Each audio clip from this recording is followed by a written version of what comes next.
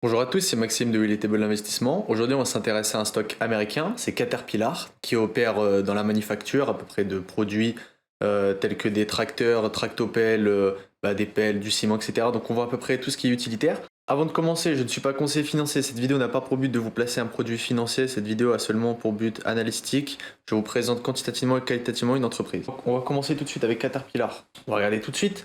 Là, on est sur 5 ans, donc on voit que sur 5 ans, on est sur une très très jolie tendance haussière, hein. Regardez, on va partir du Covid jusqu'à aujourd'hui. Vous voyez que c'est vraiment très très joli. L'entreprise a eu une très grosse montée. On va regarder depuis le Covid à maintenant. On est sur...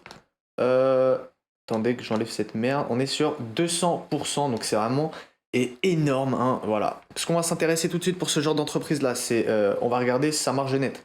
On voit que la marge nette, elle est à peu près équivalente, hein, tous les ans. Vous voyez qu'on est sur une marge nette entre 10 et 15%. Voilà, parce qu'elle produit des camions, construction, machines agricoles, et elle est à peu près sur les mêmes pourcentages de marge nette. Maintenant, la question qu'on veut se poser, c'est est-ce qu'elle est capable de les augmenter? Est-ce qu'elle est capable d'augmenter ses marges nettes pour pouvoir vendre ses produits plus chers? Est-ce qu'elle a un price power sur ce genre de business-ci? Là, étant donné que c'est donc un producteur, on cherche des marges complètement stables et on cherche à rentrer avec un PE assez faible. Donc on voit qu'on a été sur des PE voilà, en 2021 à 30, hein, voilà. Après on voit, je sais que sur ce genre de bénéfices-là, moi je n'irai pas chercher à plus de 25 fois les bénéfices. Là on est sur 19, donc 19 ça pourrait être assez intéressant. On va regarder tout de suite son bénéfice par action, on est sur un 13,61, donc on va calculer ça tout de suite.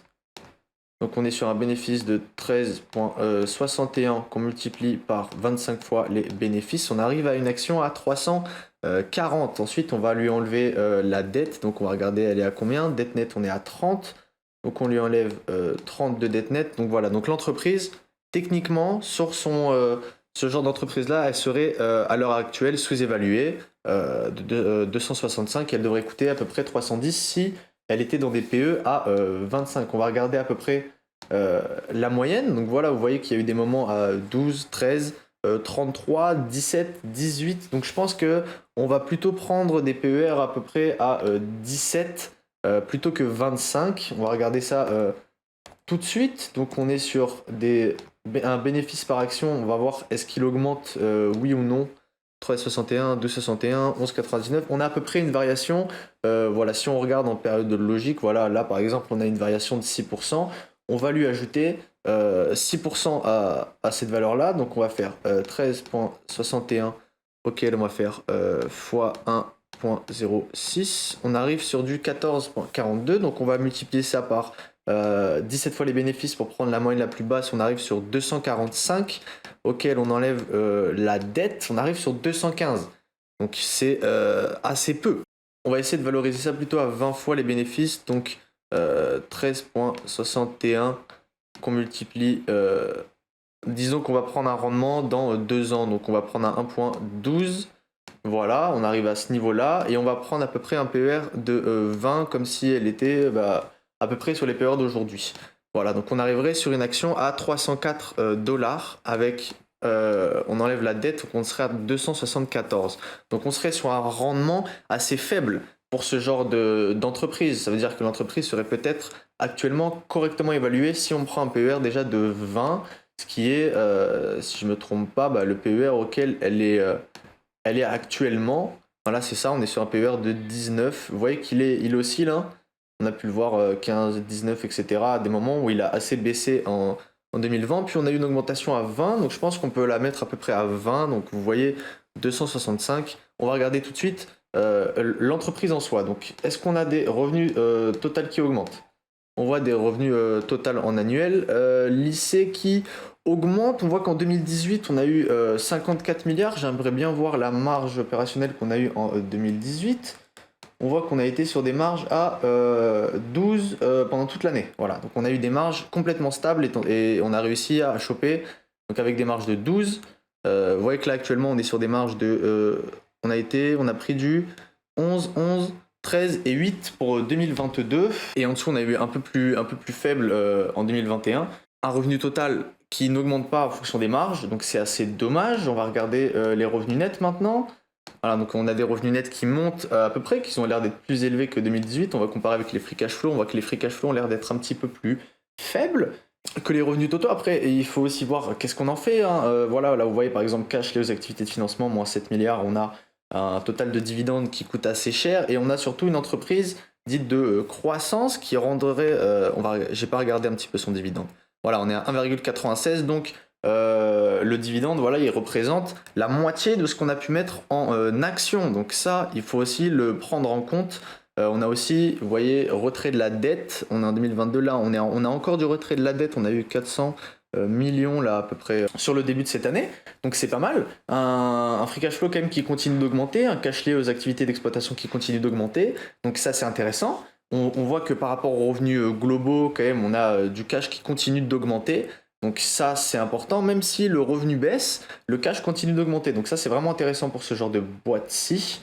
On va regarder, donc on a une dette nette actuellement qui fait 30 milliards. Donc on doit avoir 7 milliards en liquidité. C'est ça, on est à 6 milliards 7 et un inventaire total à 17 milliards et un total de créances à 18 milliards. Donc c'est-à-dire que cette entreprise a encore énormément de matériel. Vous voyez, on est sur du travaux en cours, donc elle continue de produire, et des produits finis à 8 milliards et une matière première à 7 milliards. Donc l'entreprise a quand même pas mal d'argent dans ses coffres et une totale de créances nettes à 16 milliards avec, voilà, vous voyez, compte débiteur de 18 milliards. C'est vraiment énorme.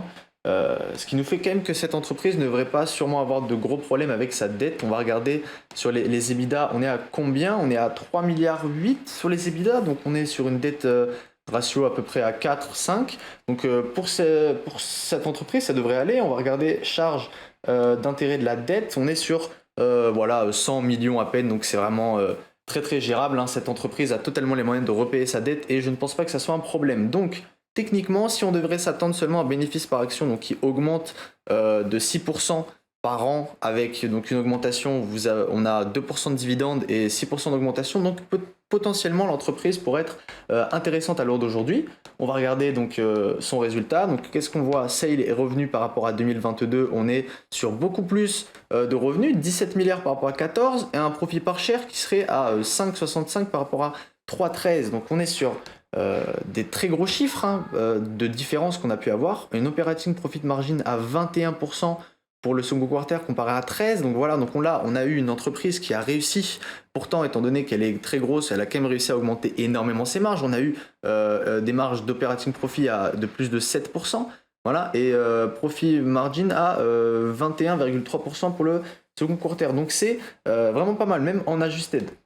Ce qu'on veut voir maintenant, c'est qu'est-ce qui a augmenté réellement. Donc on a sales volume, donc on a le volume qui a augmenté et on a le price relation qui a augmenté. C'est-à-dire que ici on a l'augmentation des 7% de la marge et ici on a juste l'augmentation des sales en soi. Le volume a été un peu plus gros. Donc ce qui est intéressant à prendre, c'est celui-là, c'est-à-dire qu'on est pratiquement au même niveau entre sales et les marges. Donc ce qui nous montre que cette entreprise, si elle arrive à maintenir ces marges, peut continuer à faire beaucoup de profit. Par contre, les sales en volume, ça fluctue énormément de la conjoncture. Par contre, ces marges, étant donné que tant qu'elle arrive à les vendre, ces produits, surtout si elle a réussi à en vendre encore plus avec des marges aussi élevées, je pense que l'entreprise ne pourrait qu'aller mieux.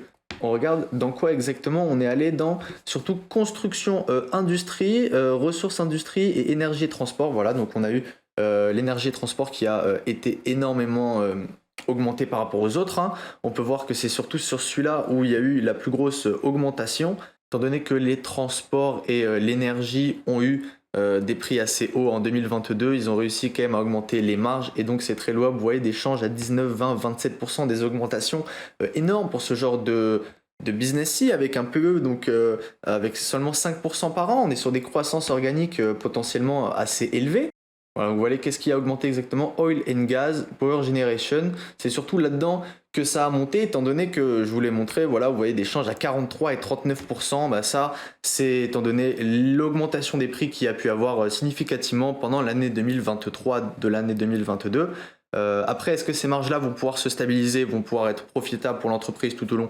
Je ne pense pas. Donc, potentiellement à surveiller, des fortes baisses qui pourraient y avoir à la fin de l'année 2023, étant donné un prix du gaz, un prix de l'oil qui pourrait peut-être diminuer. Je ne pense pas en tout cas pour le prix du pétrole qui est parti, là on est sur un plus 15 ou un plus 16% depuis le début du mois. potentiellement un pétrole qui pourrait repartir sur des niveaux à plus de 100 dollars le baril à regarder de très très près. Voilà, qu'est-ce qu'on nous dit? Qu'est-ce qui a augmenté dans la marge? On a eu réduction des coûts de 0,2%. Et vous voyez donc la belle différence avec 1700 euros à 13,8% de marge. Et donc vous voyez, before profit on a 2000, ici on a 3600, donc on est vraiment sur des très très beaux chiffres. Vous voyez que l'operating profit est le même que le profit before tax avec une opération de margin tellement élevée que on perd si peu d'argent pour cette année. En bilan, je pense que Caterpillar a une position assez belle pour pouvoir continuer d'augmenter ses marges et pouvoir continuer à faire énormément de profits, surtout dans le domaine de l'énergie et la construction. C'était Maxime, j'espère que vous avez apprécié cette vidéo. Si vous l'avez apprécié, n'hésitez pas à mettre un like et à vous abonner. Et moi, je vous dis à bientôt.